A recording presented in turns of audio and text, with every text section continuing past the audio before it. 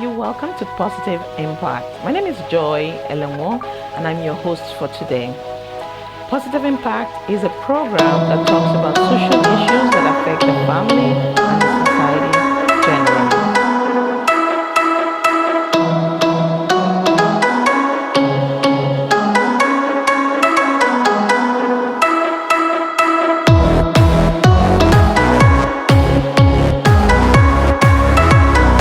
Because ultimately, you are your own competition.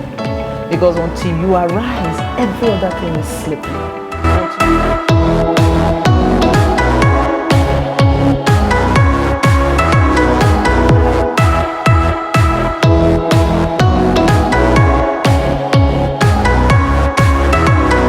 What is depression to start with? It's a state whereby you are not interested in activities, you have mood swings, you don't feel like you're worth anything. And so, of course, in marriages, we have situations that can lead to depression.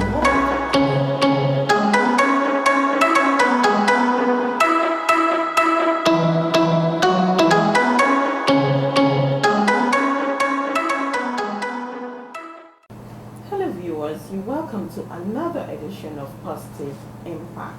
This is a program where we talk about social issues that affect our lives generally. Today we have a very special guest. She is the president of the Rotary Club of Port Harcourt Spring Gardens, Mrs. Joke Enebeli. You're welcome. Thank you very much. Yes. Today we're going to talk on forgiveness and unforgiveness. What is forgiveness? Why do people forgive? Well, I want to read from something I just put down for the purpose of this interview or discussion.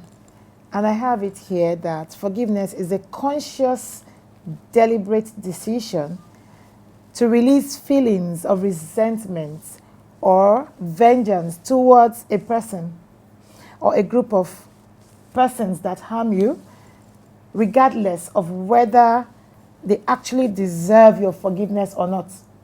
Okay. So, can you give us an overview of why we should forgive? Why we should forgive? Yeah.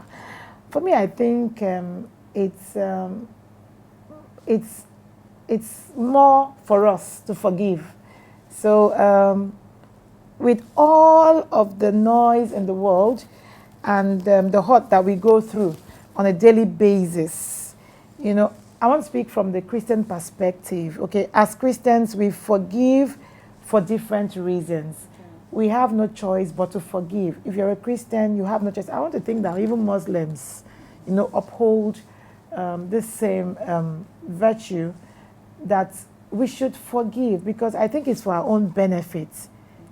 So if you ask me, we really don't have any reason not to forgive people that offend us, because in the first place, we're not God. So have you been offended before or hurt before? And so many times, even babies get offended. An example of instances. Okay.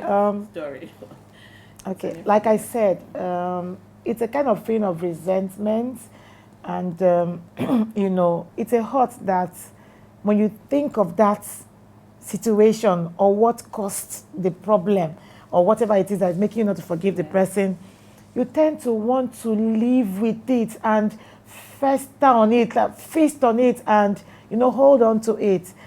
I've had situations where I have been on, I've held someone or people, in my heart. It's not like I still don't have people that offend me all the time, but once something guides me. But let me just give you the instance.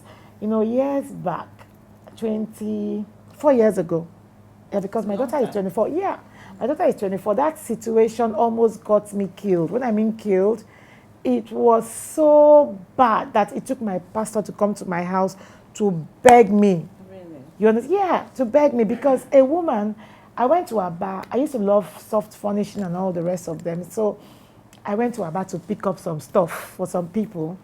And then I had this baby. My daughter was 3 months old at that time. And she was still breastfeeding. I was still feeding her, had not weaned her.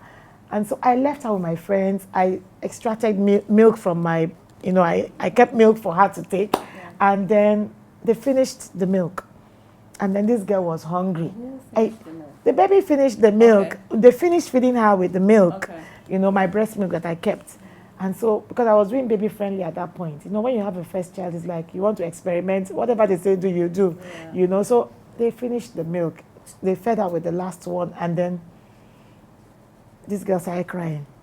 Everybody, they did everything possible. They gave her water. They gave her, because I said I didn't want her to have, what do they call it? The artificial milk. Yeah, the artificial milk. I didn't want to feed her with that because I had my plan on during the 1 year. So this woman came by. And because my child was crying, she said she was going to breastfeed the child. And they didn't call me herself. Okay. I don't have any relationship with you. Okay. You're not my sister.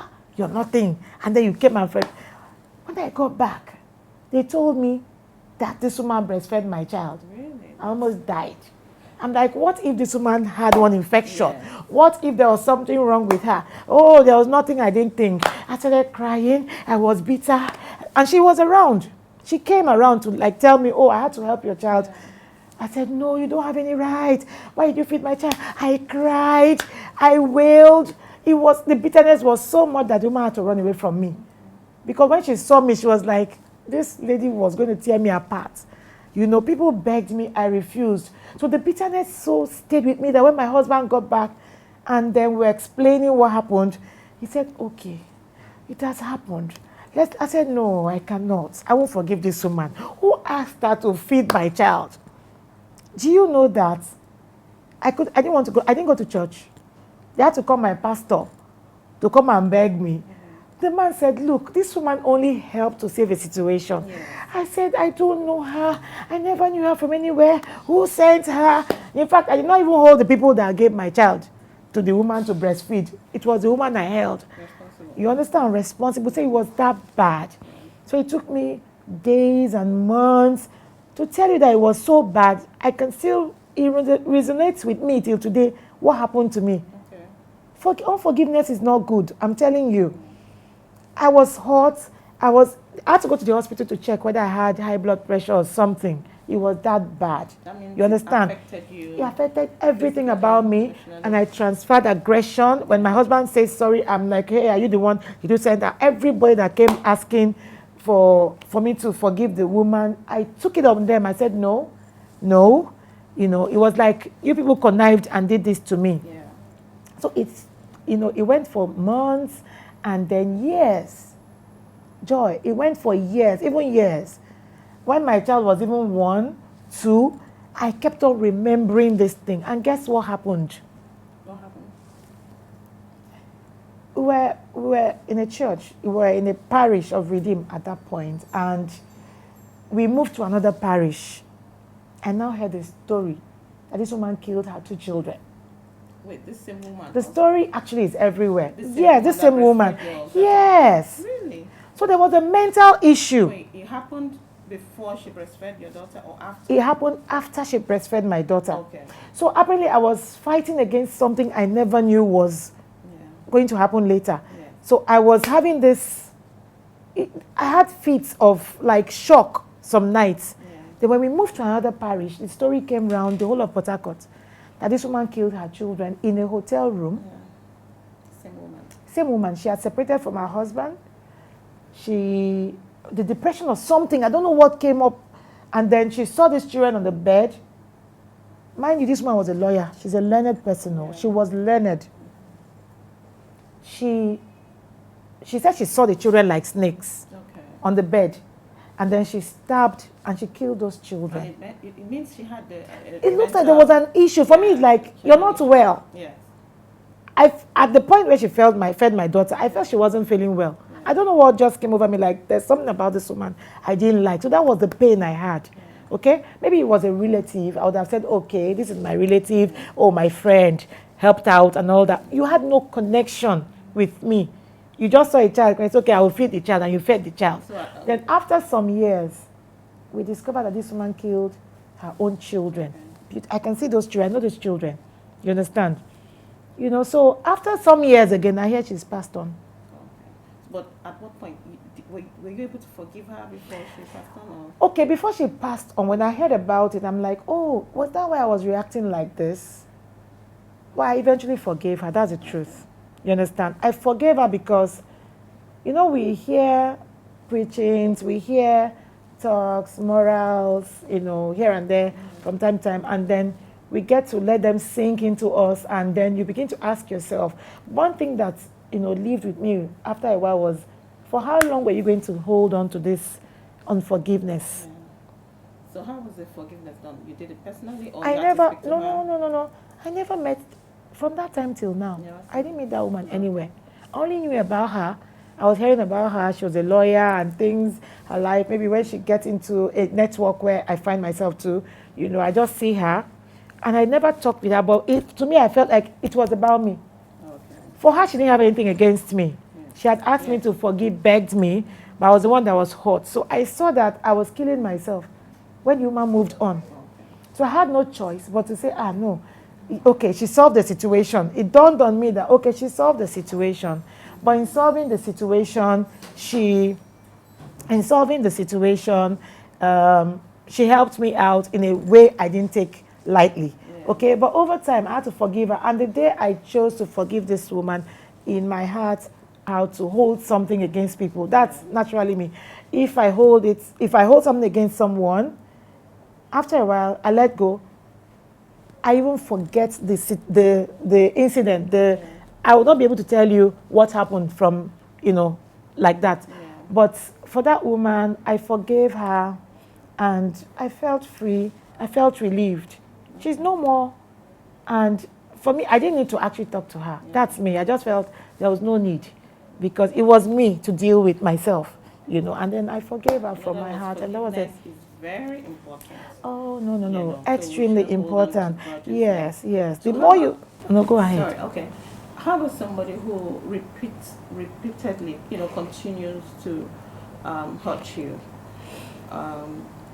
Do you forgive, or?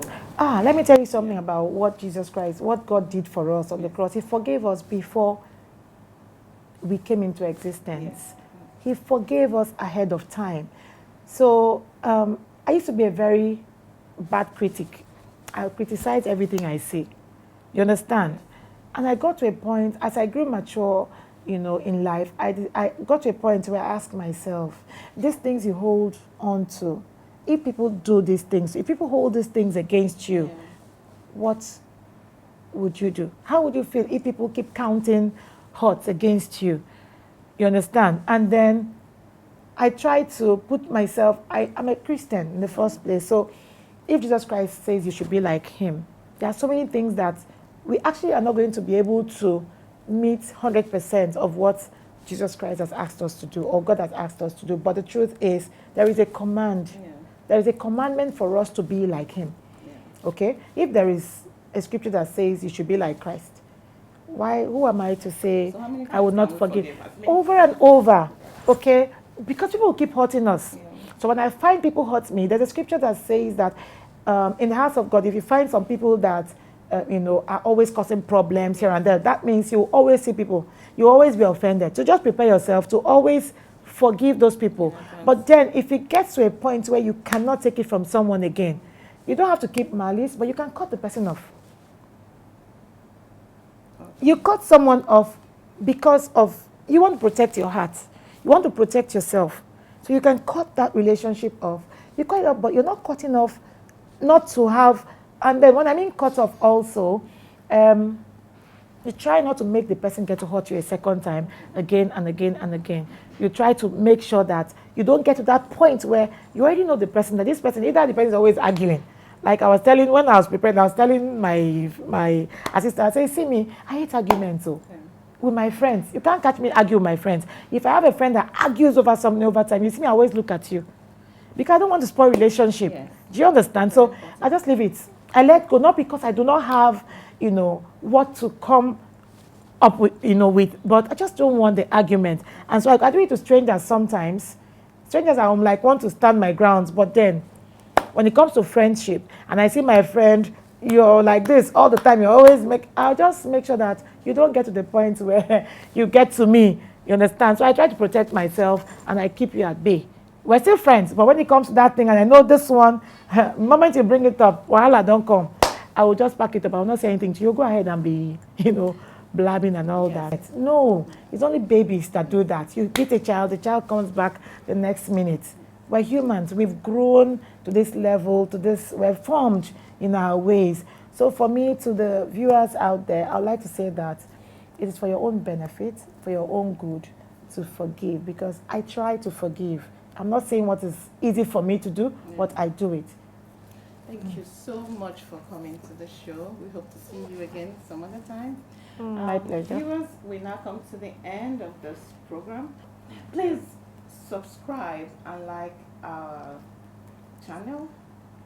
If you have any comments, any questions, send it to our comment section. Bye.